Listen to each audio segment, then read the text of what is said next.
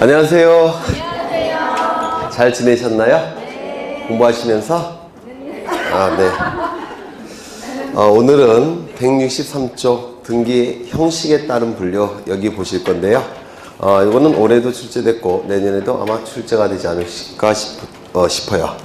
등기를 형식에 따라서 둘로 구분합니다. 등기를 형식에 따라서 둘로 구분하는데요. 하나는 독립등기. 독립등기라는 것은 숫자 하나가 독립적으로 구성되어 있다 이런 뜻이에요. 숫자 하나가 독립적으로 구성되어 있다. 그 다음에 이 독립등기를 주등기라고도 부릅니다. 주된 등기, 주등기라고도 부르고요. 이 독립등기, 주등기에 붙여서 기록하는 등기가 있습니다. 그래서 이 붙자는 붙일 붙자예요. 독립등기에 붙여서 기록하는 등기. 그러면 독립등기는 숫자 하나가 독립적으로 구성되었다라는 뜻이니까 부기등기는 무슨 뜻이겠습니까? 숫자 하나에 붙여서 기록되었으니까 숫자가 두 개로 구성된 걸 얘기해요. 그래서 주등기에 붙여서 기록하는 등기. 부는 붙일 붙자입니다. 그러면 주등기, 독립등기에 붙여서 기록하는 이유가 있을 겁니다. 그렇죠? 주등기에 붙여서 기록하는 이유가 있을 텐데 두 가지입니다. 첫 번째, 주등기의 독립등기의 순위를 유지하고자 할 때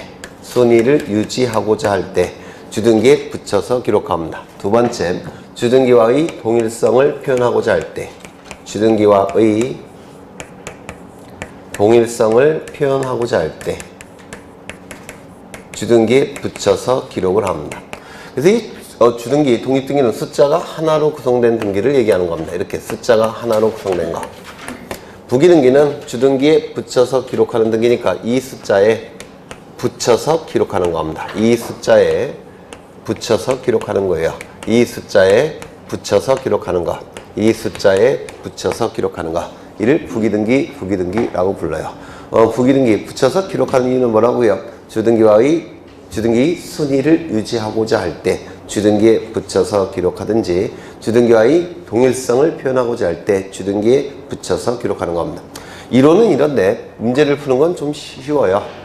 예를 든다면 여기에 이러한 부동산이 있습니다. 소유자는 갑이에요. 갑이 을로부터 10억 원을 빌립니다. 그냥 빌려주진 않겠죠. 담보를 요구할 겁니다. 그래서 갑은 을에게 저당권을 만들어줍니다. 저당권을 설정하게 돼요. 그러면 을은 10억 원의 채권이 발생을 할 테고 10억 원의 채권 그리고 저당권 설정 등기를 하게 되면 저당권을 취득하게 될 겁니다. 맞습니까? 그래요, 안 그래요? 그렇겠죠? 그렇죠. 그럼 등기부는 이렇게 기록이 될 거예요. 등기부는 갑구일까요? 을구일까요? 네?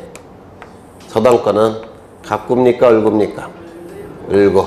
을구에 을의 저당권이 기록이 될 겁니다. 1번 저당권 설정 을 10억 이렇게 등기부에 기록이 될 겁니다. 그러면 을은 저당권을 취득하게 될 거예요. 그렇죠? 그 이후에 갑은 이명복에게 돈을 빌리고자 합니다. 얼마를 빌렸느냐면 한 5억을 빌리고자 해요. 그냥 빌려주지 않겠죠. 담보를 요구할 겁니다. 그래서 요 갑은 요 이명복에게 저당권을 두 번째로 설정을 해줍니다. 그러면 요 이명복은 5억 원의 채권이 발생할 테고 그리고 저당권 설정 등기를 하게 되면 저당권을 취득하게 될 겁니다. 그러면 이건 두 번째 이루어졌으니까 2번 저당권 설정 이명복 그 다음에 5억 이렇게 기록이 됩니다. 이렇게 기록이 될 거예요. 그래서 여기는 첫 번째가 될 테고 그리고 이건 두 번째가 이렇게 될 겁니다. 이때 요 을은 돈이 필요합니다. 갑자기 돈이 필요해요. 그러면 돈을 이 채권이 있으니까 변제를 청구하면 될 텐데 요 채권의 변제기는 아직도 1년이나 남았어요. 1년. 그래서 을이 돈을 만드는 방법은 변제는 청구할 수 없고 요 채권을 다른 자에게 팔면 돼요. 이걸 팔면 대금이 나오겠죠. 그래서 을은 요 채권을 다른 자에게 넘깁니다. 병에게. 이를 뭐라고 얘기하느냐면 채권을 양도한다 이렇게 얘기합니다. 돈 받고 판다라는 뜻이에요. 이때 이 병은 채권을 취득하게 될 겁니다. 얼마를 취득하겠습니까? 10억 원의 채권. 10억 원 채권인데 변제기가 1년 남았어요. 그러면 한 9억 정도 받으면 살 수 있겠죠? 그래요? 안 그래요? 안 그럴까요? 더 써야 돼요? 한 8억? 네. 여하간 돈 받고 이걸 넘겼다는 겁니다. 이때 요 채권이 넘어갈 때는 요 저당권도 요 채권에 수반돼서 같이 넘어갑니다. 이를 수반성이라고 불러요. 민법에서 채권이 넘어갈 때 저당권도 채권에 수반돼서 따라가는 성질이 있는데 이를 수반성이라고 얘기합니다. 그러면 이 저당권도 같이 따라가는 겁니다. 이렇게. 이걸 수반성이라고 불러요. 그러면 이 저당권의 주체가 을에서 병으로 넘어갔죠. 주체의 변경은 뭐라고 했습니까? 이전. 기억나십니까? 저당권이 고스란히 굴러가서 다른 자에게 넘어가는 것. 저당권 이전. 그러면 이 병에게 저당권 이전 등기를 하게 됩니다. 이건 몇 번째 이루어졌습니까? 을구에서 세 번째. 맞습니까? 세 번째 이루어졌죠? 3번. 그러면 여기에 3번 1번 저당권을 이전하겠다라고 공시합니다. 병에게. 이렇게 공시가 될 겁니다. 그리고 이 을은 자신의 권리를 전부 다 병에게 넘기고 빠져나갔죠. 맞습니까? 이 상태에서 이 부동산이 경매로 넘어갔다는 겁니다. 경매로 A에게. 그러면 경락대금이 나올 텐데 이 경락대금은 이 순위에 맞춰서 배당을 받아가는 겁니다. 그러면 이때 순위가 이 을은 모든 권리를 병에게 넘기고 빠져나갔습니다. 그러면 순서는 누가 먼저 배당을 받아갑니까? 이명복이. 맞습니까? 그 다음에 이 병이 배당을 받아갈 겁니다. 그러면 이 순서로 배당을 받아가면 이 병이 이 채권 살까요? 안 살까요? 안 살 겁니다. 순위가 밀리는데 미쳤다고 사겠습니까? 이거 배당을 받아가지 못할 수도 있죠. 요 이명복보다 후순위니까. 이거 이해가 되십니까? 그렇죠. 또한 이 이명복은 요 선순위 권리자의 채권을 감안해서 돈을 빌려준 거죠. 맞습니까? 부당한 이익이 발생을 해요. 이명복에는. 그러면 이 이명복에는 부당한 이익이 발생하고 요 병은 이거는 손해가 발생하게 됩니다. 그러면 요 채권 사지 않을 겁니다. 그러면 이 이명복에게도 부당한 이익이 발생하지 않고 요 병도 채권을 살 수 있도록 만들어줘야 돼요. 그 방법은 뭐냐면 요 순위를 병에게 유지를 시킵니다. 병에게 유지를 시킨다면 병은 채권 사겠죠. 그렇죠. 그리고 이명복도 부당한 손해나 이익이 발생하지 않을 겁니다. 선순위자가 있다는 것을 감안하고 돈을 빌려줬기 때문에 그래요. 이거 이해가 되십니까? 그러면 이 순위를 유지시키는 방법이 뭐냐면 이 순위에 여기에 붙여서 기록하는 겁니다. 3번을 부여하는 게 아니라 1의 1 이렇게 기록을 하겠다는 겁니다. 그래서 이 주등기에 붙여서 기록하게 되면 주등기 순위가 병에게 유지가 됩니다. 이거 이해가 되실까요? 이때 무슨 등기 한다고요? 부기등기. 그래서 주등기 순위를 유지하고자 할 때 주등기에 붙여서 기록하면 돼요. 그러면 여기에 3번으로 기록하는 게 아니라 뭐로 기록해야 되겠습니까? 여기에 붙여서 기록하겠다는 겁니다. 이를 부기등기라고 불러요. 이거 이해가 되십니까? 그렇죠. 요 이명복은 이름을 바꾸고 싶어요. 왜냐면 자꾸 명복을 비는 것 같아서 이름을 바꾸고 싶어요. 이명복은 저당권의 등기명인이죠. 맞습니까? 저당권의 등기명인이에요. 그런데 이름을 바꾸고 싶다는 겁니다. 뭐로 바꾸고 싶으냐면 이명복으로 바꾸고 싶어요. 이명길로. 이걸 뭐라고 부르냐면 저당권의 등기명인이 이름이 바뀌었다고 해서 저당권 등기명인 표시를 변경하는 등기를 하는 겁니다. 저당권 등기명인, 이 등기명인 표시사항은 뭐가 있느냐면 이름, 주민번호, 주소를 등기명인 표시사항이라고 불러요. 이름, 주민번호, 주소. 그러면 그 세 가지 중에서 하나가 바뀌면 등기명인 표시사항이 바뀌었다고 해서 등기명인 표시변경 등기를 해야 됩니다. 이거 이해가 되실까요? 그러면 여기에 이렇게 등기를 합니다.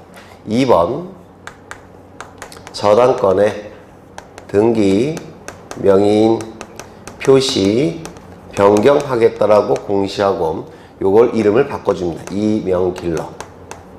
그리고 요거를 이렇게 지워주게 될 거예요. 이를 등기명인 표시변경 등기라고 합니다. 그러면 이 저당권자와 이 저당권자는 같은 사람입니까? 다른 사람입니까? 같은 사람이죠. 같은 사람이라는 것을 표시를 해야 됩니다. 즉 동일성을 표시를 해야 되겠다는 겁니다. 그 동일성을 표시하기 위해서 여기에 붙여서 기록을 하겠다는 겁니다. 주등기에 붙여서 기록하는 겁니다.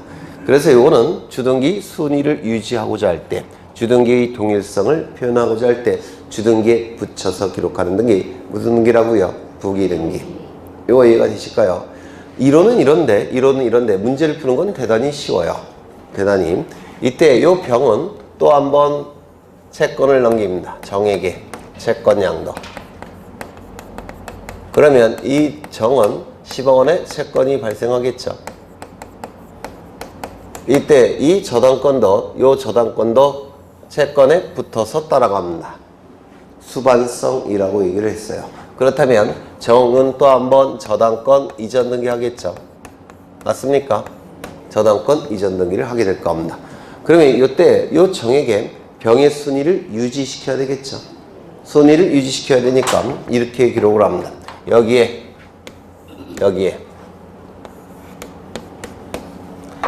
붙여서 기록합니다. 순위를 유지하고자 할 때.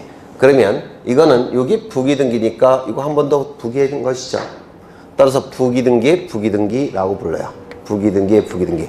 그래서 부기등기의 부기등기까지는 출제가 이루어집니다. 그러면 여기 소유자 갑을 기준으로 할 때 요 을에게 요 순위번호는 뭐가 되는 겁니까? 첫 번째 도출됐으니까 소유권자를 기준으로 첫 번째 도출된 등기. 이건 뭐겠습니까? 주등기. 그러면 이 병은 소유자 갑을 기준으로 할 때 몇 번째 도출됐을까요? 두 번째. 따라서 무슨 등기? 부기등기. 세 번째라고 한다면 부기의 부기등기. 세 번째일 때 부기의 부기. 그러면 소유권자 갑으로부터 100번째 도출된 등기라고 한다면 부기가 몇 번 나올까요? 힌트. 세 번째일 때 부기였어요. 100번째면 부기가 99번 나오는 겁니다. 그렇겠죠? 그래서 이게 어려운 건 아니에요. 소유권자를 기준으로 해서 몇 번째 도출됐느냐에 따라서 이 부기의 개수가 결정이 됩니다. 이렇게 풀면 거의 다 풀려요. 물론 예외도 몇 개는 있습니다. 그건 몇 개 안 되니까 외워주시면 되고, 원칙은 소유자로부터 몇 번째 도출됐느냐에 따라서 부기의 개수가 결정이 되고요. 보통 부기의 부기등기까지는 출제가 이루어집니다. 부기의 부기까지. 네, 이렇게 기억하시면 문제는 대단히 쉽게 풀 수가 있습니다. 그러면 163쪽에 독립등기 나와 있고 두 번째 부기등기 나와 있습니다. 넘기겠습니다. 그래서 164쪽에 부기로 하는 등기, 이것이 출제가 이루어질 텐데 이거 외우실 필요는 전혀 없어요. 소유권자로부터 몇 번째 도출됐느냐에 따라서 부기의 개수가 결정이 되니까 거기 있는 부기로 하는 등기 이런 건 전혀 외울 걱정을 할 필요가 없다는 겁니다. 그 다음에 오른쪽을 보시면 등기 절차의 개시에 따른 분류 나와 있는데 이것 좀 보겠습니다. 이거는 여기서 볼 필요가 없고 어디서 보시느냐면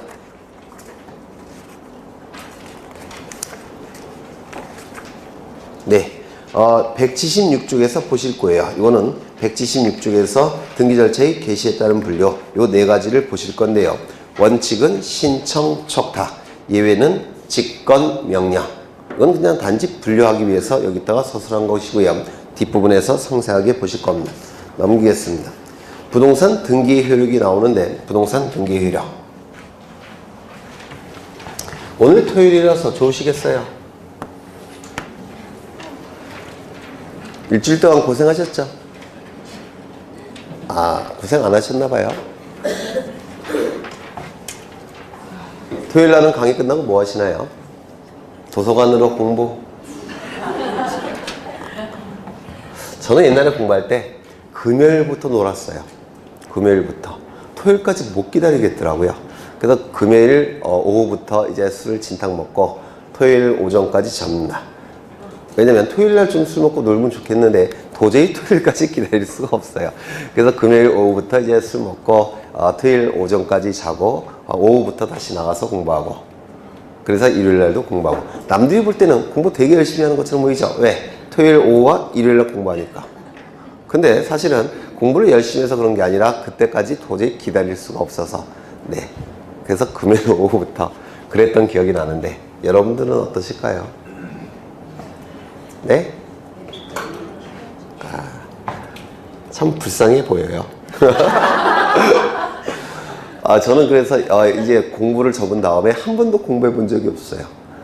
이게 참 지겨워서 네. 그래서 와이프가 맨날 노는 것도 지겹지 않느냐, 책 좀 봐라 이렇게. 와이프는 한 달에 두세 권씩 책을 사더라고요. 뭐 읽는지 안 읽는지는 모르겠는데 거의 안 읽는 것 같아요. 책이 깨끗한 거 보니까. 근데 이제 저는 아예 뭐 책 이것도 잘 안 보는데 여러분들이 참 불쌍한 것 같아요. 그래서 1년 만에 딱 끝내시는 게 맞는 것 같아요. 2년까지 좀 하기가. 네. 그래서 공부를 안 한 지 벌써 한 20년 가까이 되는데 앞으로도 할 계획은 없어요. 네. 농업이나 건축을 좀 공부해 볼까 이런 생각도 갖고 있는데 책을 읽기가 싫어서 네. 갑이 을과 매매 계약을 체결합니다. 이 매매는 채권행위인데 이 안에 뭐가 있다고 했습니까? 채권행위 안에 물권행위가 있는 겁니다. 물권행위가 있을 겁니다. 그리고 소유권 이전 등기가 이루어지게 되면 갑이 가진 소유권은 을의 소유권으로 변동이 될 겁니다. 우리민법 제186조에 의해서. 우리민법 186조는 법률행위 플러스 등기, 물권 변동 이렇게 규정되어 있는 거 아십니까? 네. 있죠. 그때의 법률행위는 물권 변동을 일으키는 법률행위이기 때문에 물권행위예요. 물권행위. 그래서 186조의 규정은 요겁니다. 요게 186조의 규정이에요. 법률행위 플러스 등기, 물권 변동. 이때 요 매매를 이때 요 등기를 효력에 따라서 크게 둘로 구분을 하겠다는 겁니다. 효력에 따라서 크게 둘로 구분하겠다는 거예요. 이때 이 물권 변동에 종국적 효력이 발생하는 등기, 종국 등기. 물권 변동에 종국적 효력이 발생하는 등기, 종국 등기와 물권 변동에 종국적 효력이 발생하기 이전에 예비적 단계에서 하는 등기, 예비 등기. 이렇게 둘로 구분을 합니다. 물권 변동에 종국적 효력이 발생하는 등기, 종국 등기와 물권 변동에 종국적 효력이 발생하는 종국 등기 이전에 예비적 단계에서 하는 등기, 예비 등기. 예를 든다면 시간이 이렇게 흘러갑니다. 이 시점에 갑과 을 사이에 매매 계약이 체결되어 있습니다. 이 안에 뭐가 있다고요? 물권행위. 그렇겠죠? 그리고 나중에 소유권 이전 등기를 하게 되면 이 시점에 갑의 소유권에서 을의 소유권으로 바뀔 겁니다. 맞습니까? 소유권의 종국적 효력이 소유권 변동에 종국적 효력이 발생한 점. 이 소유권 변동에 종국적 효력이 발생하는 소유권 이전 등기 이전에 예비적 단계에서 하는 등기, 예비 등기 이렇게 얘기를 하더라는 겁니다. 이때 이 예비 등기는 가장 대표적인 게 가등기예요. 예비적 단계에서 임시로 하는 등기, 가등기라고 얘기합니다. 이 가등기는 우리 시험에 무조건 출제가 되는데 많이 나오면 4문제까지도 나와요. 민법 2문제, 등기법 2문제. 그런데 적게 나오면 2문제 나옵니다. 민법 1문제, 등기법 1문제. 올해도 가등기가 출제가 됐습니다. 물론 굉장히 쉽게 출제가 됐어요. 올해 가등기는. 이때 이 가등기는 순위를 보존시키기 위해서 예비적 단계에서 임시로 하는 등기입니다. 순위를 보존시키기 위해서 예비적 단계에서 임시로 하는 등기가 가등기예요. 그래서 이 가짜는 임시 가짜를 씁니다. 이 순위 보존의 효력을 위해서 특별히 고안해낸 등기이기 때문에 이 가등기는 효력이 이거 하나밖에 없습니다. 가등기는 효력이 순위 보존의 효력 하나만 존재합니다. 하나만. 그러면 이 순위 보존의 효력을 잠시 보시면 여기 이렇게 부동산이 있고 소유자가 갑입니다. 갑이 을과 매매 계약을 체결합니다. 그리고 계약금을 지급했고 그리고 중도금까지 을은 갑에게 지급한 상태입니다. 그러면 갑은 을에게 소유권 이전 등기 해줄까요? 안 해줄까요? 네? 안 해줄 겁니다. 왜? 잔금이 지불되지 않았는데 어떻게 믿고 소유권 이전 등기를 해주겠습니까? 그렇죠.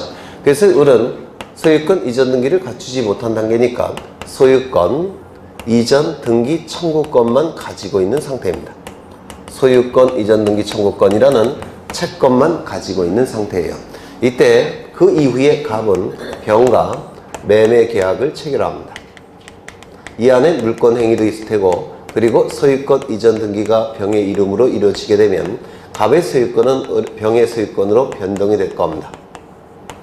따라서 병은 소유권을 취득하게 됩니다. 이걸 민법에서 뭐라고 얘기합니까? 네, 매매가 이중으로 이루어졌죠. 그래서 이중매매라고 불러요.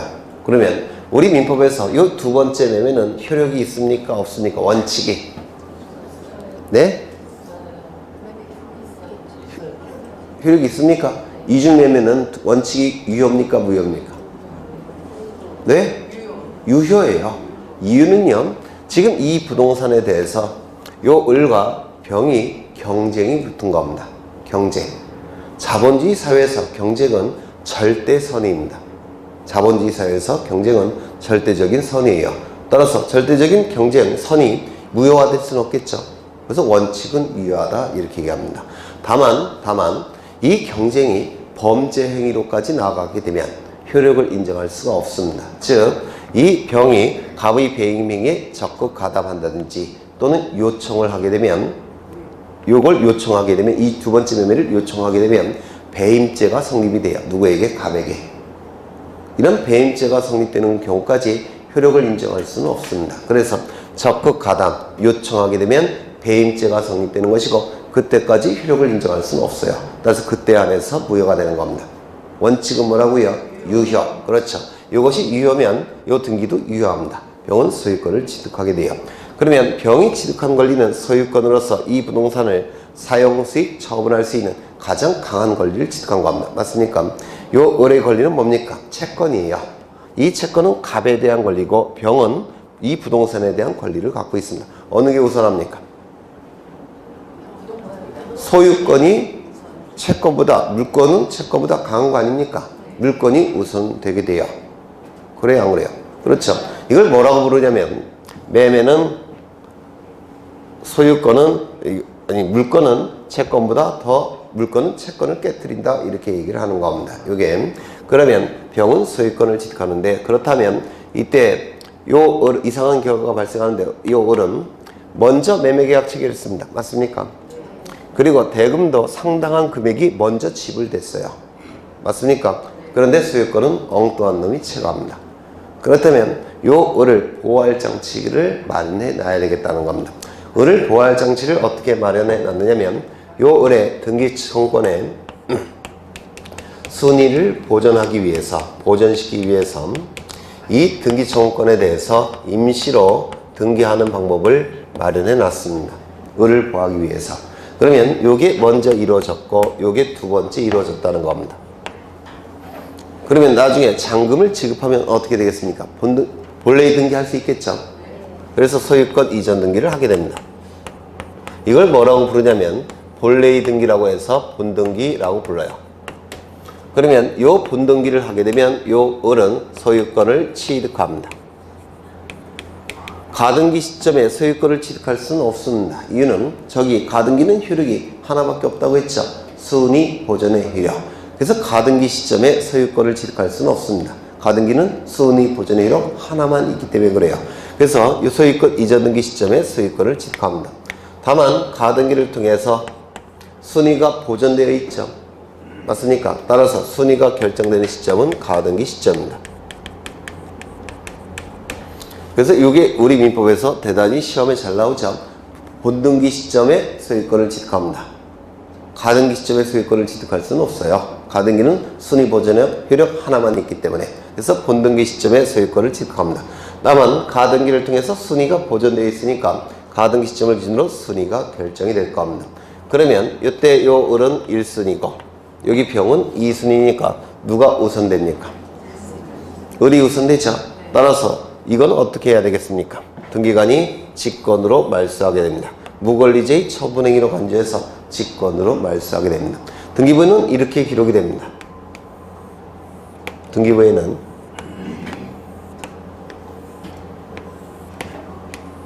(1번) 소유권 보전 갑에서 2번 소유권 이전 청구권 가등기 그 다음에 3번 소유권 이전 병 이렇게 등기가 기록이 되죠.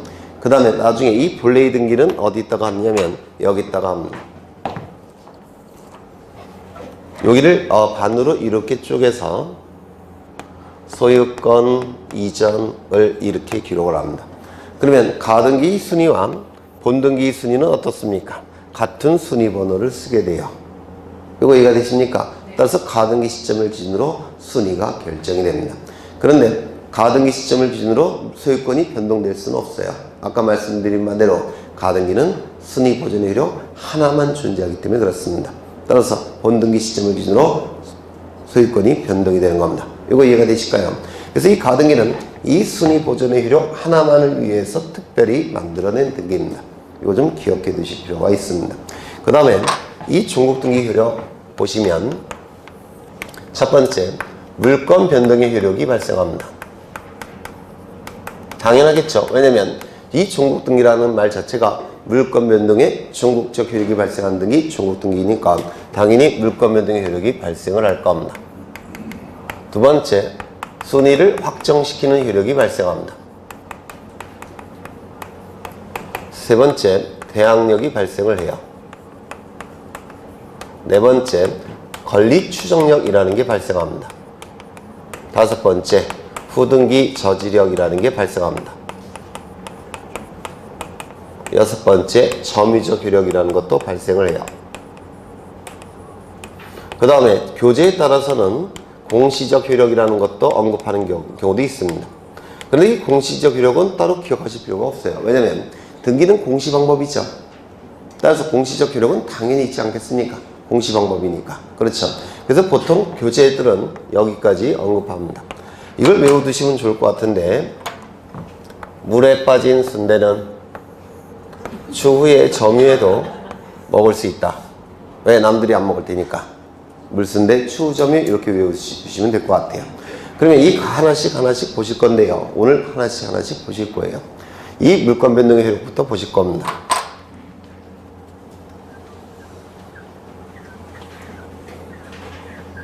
예전에 제가 이런 말씀을 강조드린 적이 있는데,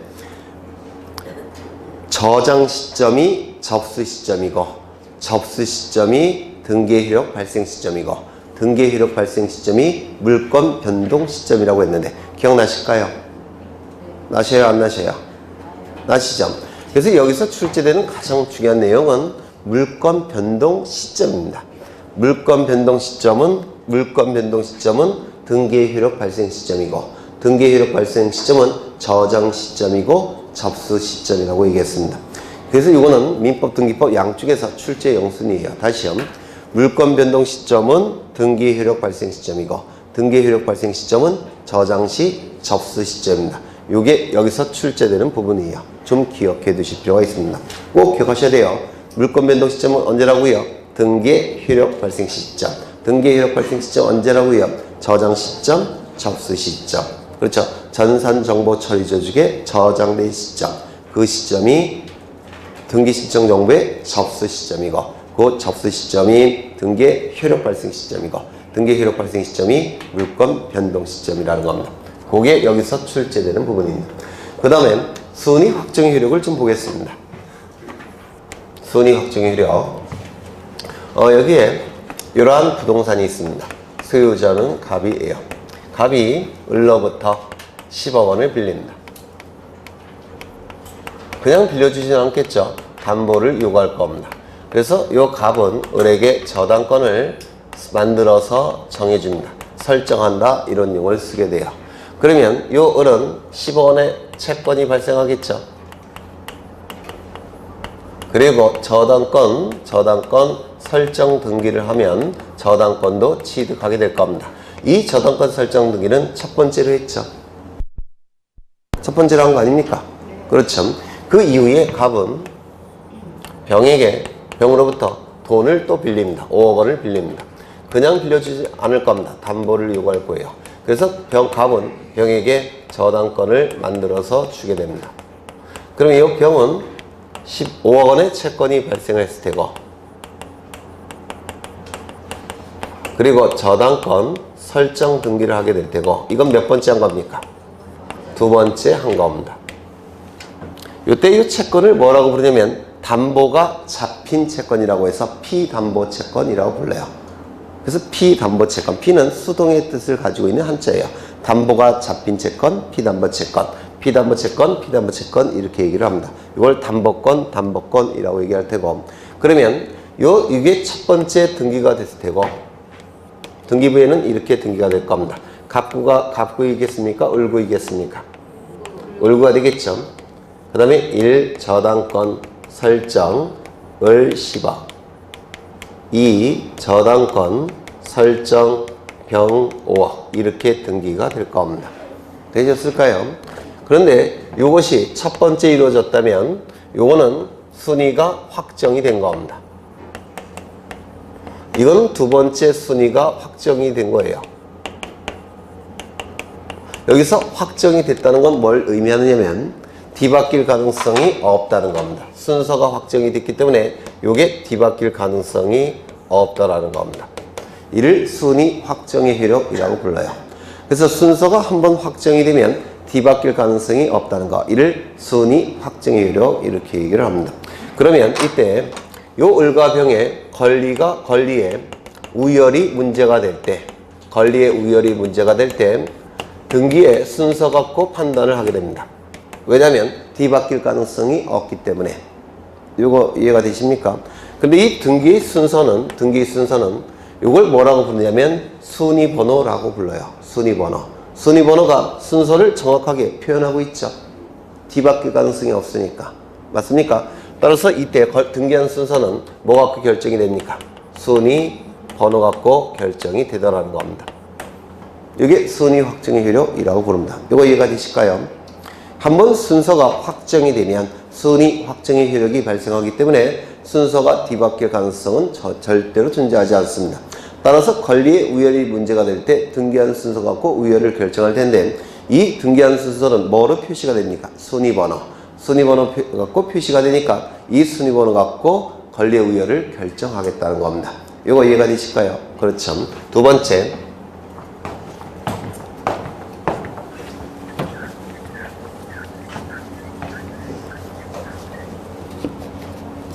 여기에 이러한 부동산이 있고 소유자가 갑입니다.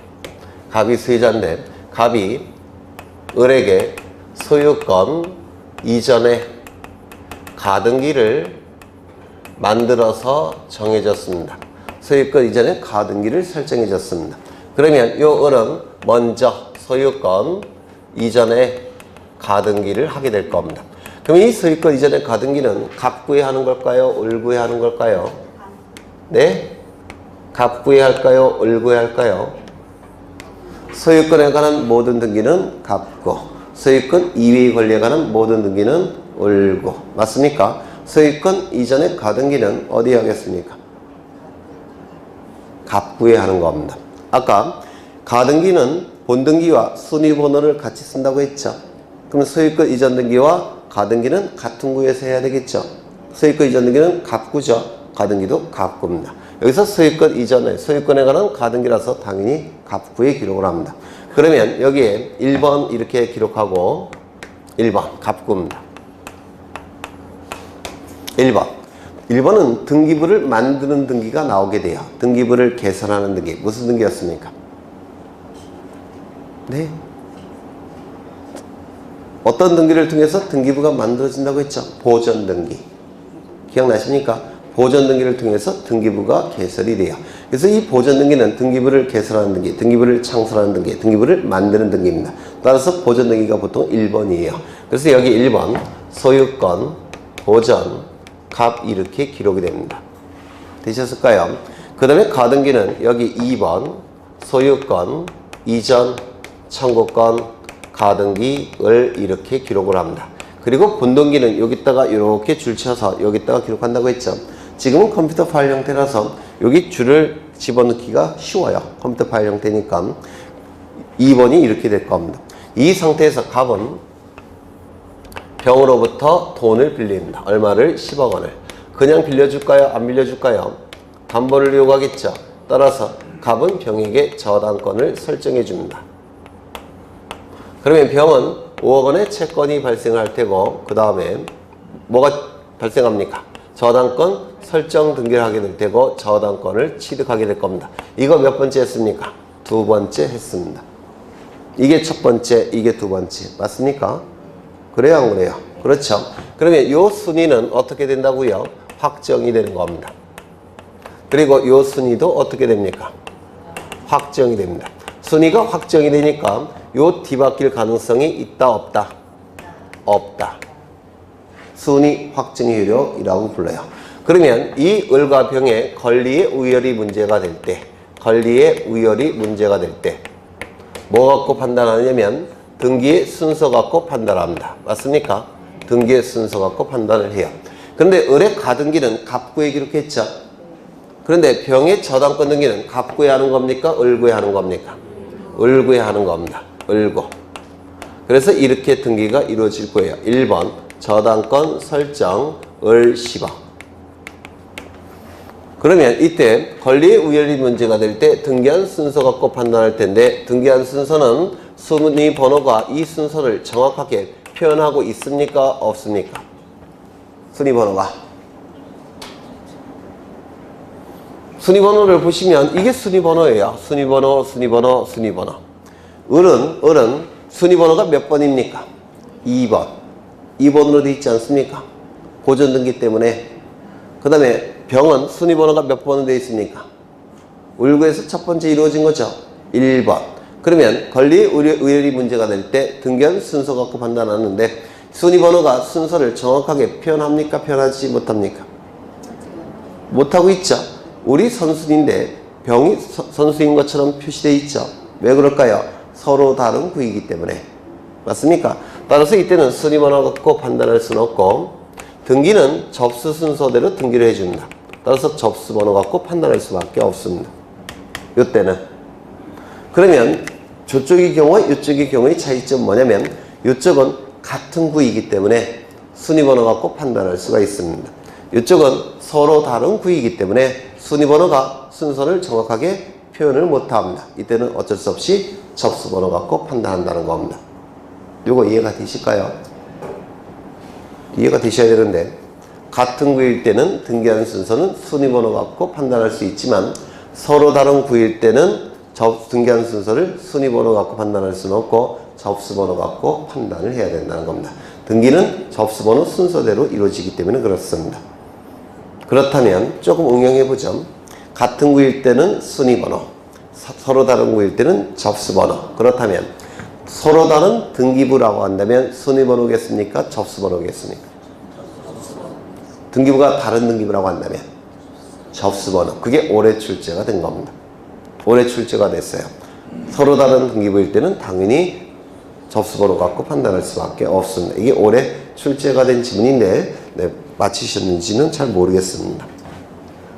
그러면 이 순위 확정의 효력에서는 이게 중요해요. 같은 구일 때는 뭐라고요? 순위 번호. 다른 구일 때는 뭐라고요? 접수 번호. 다른 등기부일 때는 뭐라고요? 접수 번호. 그렇죠. 그 다음에 세 번째는 대항력. 이 대항력은 공시 방법은 공시가 됐기 때문에 공시 방법을 갖추면 다 대항할 수가 있는 겁니다. 예를 든다면 여기에 이러한 건물이 있고요. 소유자가 갑입니다. 소유자가 갑인데 갑이 을과 임대차 계약을 체결합니다. 그러면 임대차 계약에 의해서 을에게는 임차권이 발생할 텐데 이 임차권은 물건입니까? 채권입니까? 채권에 불과하죠. 그래서 이 채권이기 때문에 이 을은 갑에 대해서 이 건물을 사용 수익을 요구할 수 있을 뿐입니다. 즉 사람에 대한 권리예요. 그런데 이 갑은 병과 매매 계약을 체결합니다. 그리고 소유권 이전 등기를 병의 이름으로 넘겼습니다. 병은 소유권을 취득하게 될 겁니다. 그럼 병이 취득한 권리는 물건입니까? 채권입니까? 물건. 즉 여기에 대한 권리예요. 그러면 이 부동산에 대해서 을과 병이 누가 우선되겠습니까? 물건은 채권에 우선한다고 했죠. 그렇죠. 따라서 이 병의 권리가 우선하게 돼요. 그렇다면 이 병은 을에게 나가달라라고 요구한다면 나가야 될까요? 나갈 필요가 없을까요? 나가야 됩니다. 이걸 뭐라고 부르냐면 매매는 임대차를 깨트린다 이렇게 얘기를 해요. 물건은 채권보다 우선한다. 물건 우선주의라고도 얘기합니다. 그럼 나가야 돼요. 그런데 문제는 뭐냐면 만약에 이 임차권에 대해서 대항력을 갖췄다면, 즉 임차권 등기를 갖췄다면 얘기가 달라집니다. 임차권 등기를 갖췄다면 이때 병은 매매계약 체결할 때 등기부 확인하겠죠. 등기부를 확인해 봤더니 을의 이름으로 임차권 등기가 되어 있다는 겁니다. 그럼에도 불구하고 매매계약을 체결했다는 얘기는 을의 임차권을 감수하겠다는 생각이 매매계약 체결안에 포함되어 있는 겁니다. 이거 이해가 되십니까? 따라서 매매계약을 체결하고 소유권 이전 등기했을 때 요 을의 임차권을 감수하겠다는 뜻이 포함되어 있기 때문에 나가라고 요구한다면 임차인은 대항할 수가 있다는 겁니다. 그래서 공시방법을 갖추게 되면 다 대항할 수가 있는 겁니다. 물건이건 채권이건. 이거 이해가 되실까요? 그렇죠. 그걸 대항력이라고 불러요. 대항력. 그 다음에 뭐가 있죠? 추정력. 이 추정력은 좀 어려워요.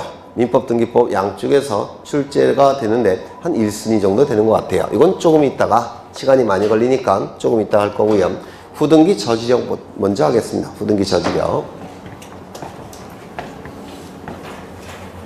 이 후등기 저지력은 우리 민법에서는 출제되지 않습니다. 하지만 등기법에서는 출제 0순위예요. 이 후등기 저지력이. 네. 여기에 이러한 부동산이 있습니다. 소유자가 갑이에요. 갑이 을에게 전세권을 만들어서 정해줍니다. 설정한다 이렇게 얘기를 했습니다. 그러면 요 을은 전세금 있겠죠? 10억. 그리고 전세권 설정 등기를 하게 될 겁니다. 그러면 을은 전세권을 취득하게 될 거예요. 먼저 했죠. 그러면 갑 구해야겠습니까? 을 구해야겠습니까? 을의 전세권은 을 구해야 할 겁니다. 1번 전세권 설정 을 10억. 이건 전세금이라고 불러요. 전세금. 이거 되셨습니까? 그런데 전세권 설정 계약에서 정한 존속기간이 종료가 됐습니다. 존속기간이 종료가 되면 이 전세권은 소멸합니다. 전세권이 소멸되니까 등기는 등기부에 남아있어야 됩니까? 없어야 되겠습니까? 없어야 돼요. 따라서 이 등기는 전세권이 소멸된 상태라서 무효인 등기입니다. 무효인 등기라고 한다면 당연히 말소를 해야 됩니다. 여기까지 되셨습니까?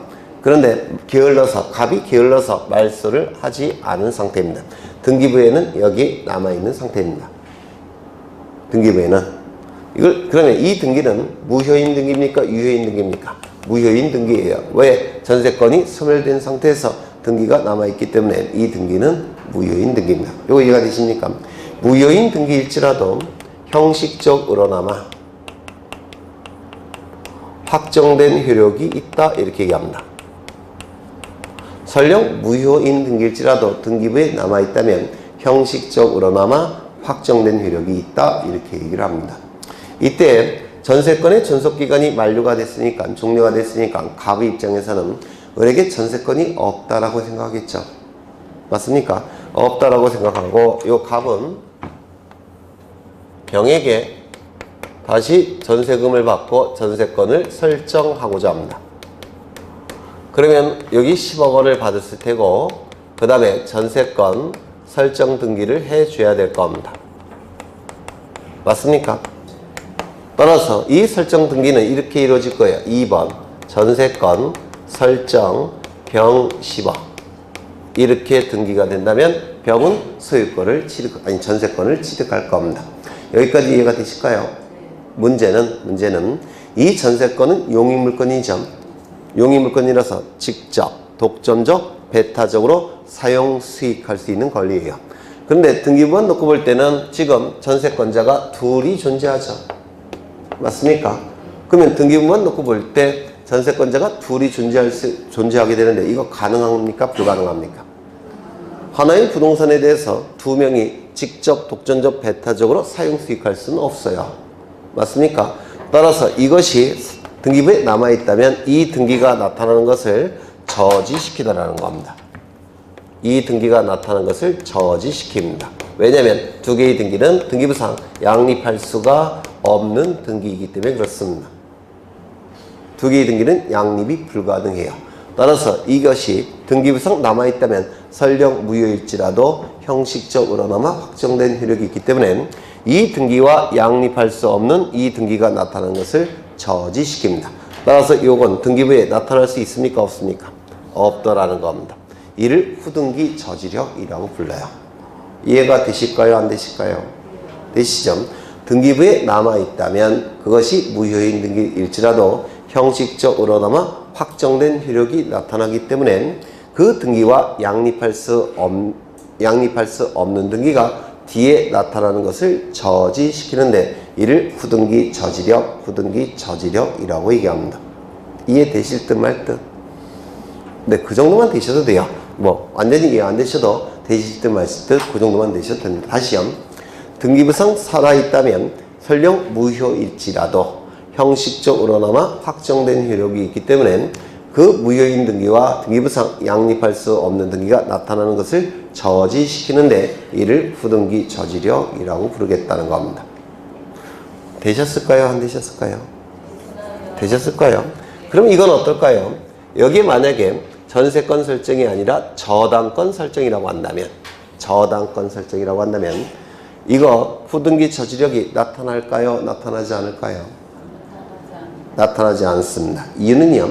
전세권 등기와 저당권 등기는 양립이 가능해요.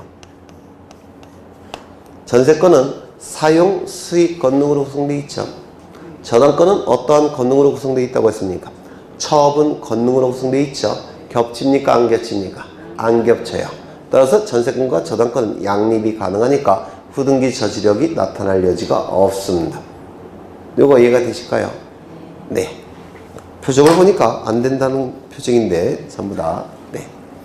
여간 후등기 저지력 보셨고요. 점유적 효력을 보겠습니다. 점유적 효력.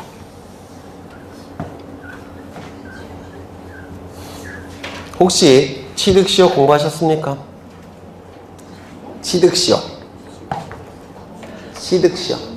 안 하셨어요? 취득시효 요거만 잠깐. 네. 갑은 이러한 토지를 갖고 있는 상태입니다. 갑은 토지 소유자예요.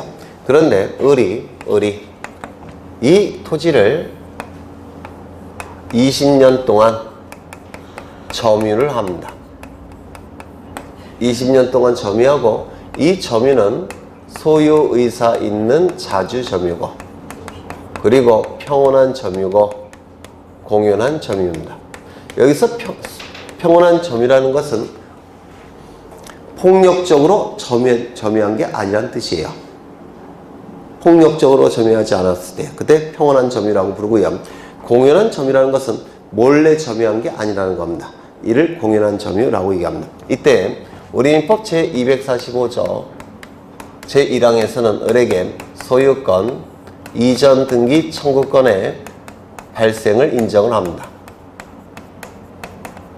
그래서 이 등기 청구권을 행사해서 소유권 이전 등기를 갖추게 되면 을은 소유권을 취득합니다. 이를 등기부 취득시효라고 점유취득시효라고 부릅니다. 점유취득시효.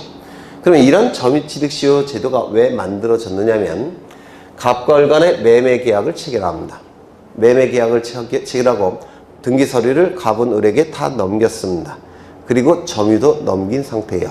그러면 을의 입장에서는 소유권 취득했다고 생각하겠죠. 등기서류 갖고 있고 점유도 갖고 있고 그래서 당장 등기할 필요성을 못 느낍니다. 을은 서류도 갖고 있고 대금 지불했고 점유도 갖고 있으니까 이 상태에서 20년이 흘러갔습니다. 등기서류 어디 갔는지 사라졌어요. 등기서류. 그랬더니 요 갑의 상속인이 나타나서 이거 아버지 이름으로 되어 있으니까 이거 돌려달라 이렇게 요구할 수 있습니까? 없습니까? 있겠죠. 그러면 돌려주면 이건 합리적입니까? 비합리적입니까? 비합리적이죠. 따라서 을에게 법적인 소유권 취득을 인정하겠다는 겁니다. 이게 점유취득시효 제도예요. 그래서 남의 부동산을 무조건 점유했다고 해서 20년 점유했다고 해서 소유권을 취득하는 건 아닙니다. 이거 이해가 되십니까? 매매계약을 체결하고 등기서류 넘겨주고 점유도 이전되고 대금도 받았고 이 상태에서 20년이 흘러갔는데 등기서류 다 없어졌다는 겁니다. 이때 을은 실질적인 소유권자인데 법적인 소유권자는 아니죠. 그래서 법적인 소유권을 취득할 수 있는 방법을 만들어 준 건데 이거를 점유취득시효라고 불러요. 두 번째, 갑은 이러한 부동산을 가지고 있습니다. 그런데 을이 이 토지를 10년 동안 점유를 합니다. 그리고 10년 동안 등기를 갖췄습니다. 그리고 이 점유는 소유의사 있는 점유고, 그리고 평온한 점유고, 그리고 공연한 점유고, 그리고 선의 점유고, 무과실 점유입니다. 그리고 이 등기는 무효인 등기예요. 이때 우리민법 제245조 제2항에서는 을에게 소유권 취득을 인정해 줍니다. 소유권 취득을 인정하게 되면 이 무효는 유효로 전환이 돼버립니다. 이를 등기부 취득시효라고 해서 민법에서 공부하실 거예요. 이걸 점유취득시효, 이걸 등기부 취득시효 이렇게 얘기를 합니다. 그러면 이러한 사안은 왜 만들어졌느냐면 이런 뜻이에요. 갑과 을 간의 매매계약을 체결했습니다. 매매계약 체결하고 등기도 넘겼습니다. 그리고 을은 갑에게 대금을 지불한 상태예요. 그런데 매매계약이 무효, 취소, 해제가 됐다는 겁니다. 그러면 매매계약이 무효, 취소, 해제가 됐다고 한다면 등기 돌려줘야 되죠. 대금 돌려줘야 되죠. 그런데 등기도 돌려주지 않고 대금도 돌려주지 않고 10년이 지나갔다는 겁니다. 그러면 10년이 지나간 상태에서 등기 돌려주고 대금 돌려주고 이런 거 할 필요가 있겠습니까? 10년이 벌써 지나갔는데 이거 이해가 되십니까? 따라서 이때는 10년이 지나갔다면 대금도 돌려주지 말고 등기도 돌려주지 말라는 겁니다. 그냥 소유권 취득을 인정하겠다는 겁니다. 이를 등기부 취득시효라고 불러요. 민법에서 공부를 하실 겁니다. 그러면 이때 을이 소유권을 취득하는 점에서는 똑같죠? 맞습니까? 을이 소유권을 취득하는 점에서는 똑같은데 이 10년 점유를 이렇게 나누어 볼 수 있습니까? 10년 점유요. 그 다음에 10년 점유요. 10년 점유 두 개를 합산하면 20년 점유죠. 그러면 등기부 취득시효과 점유취득시효를 기간을 비교해보면 요거 10년 점유, 10년 점유니까 비교할 여지가 없습니다. 똑같습니까? 그렇죠. 그러면 요거를 비교해보면 10년 등기와 10년 점유가 같은 기능을 수행했죠. 을이 소유권을 취득하는 데 있어서. 맞아요? 맞죠?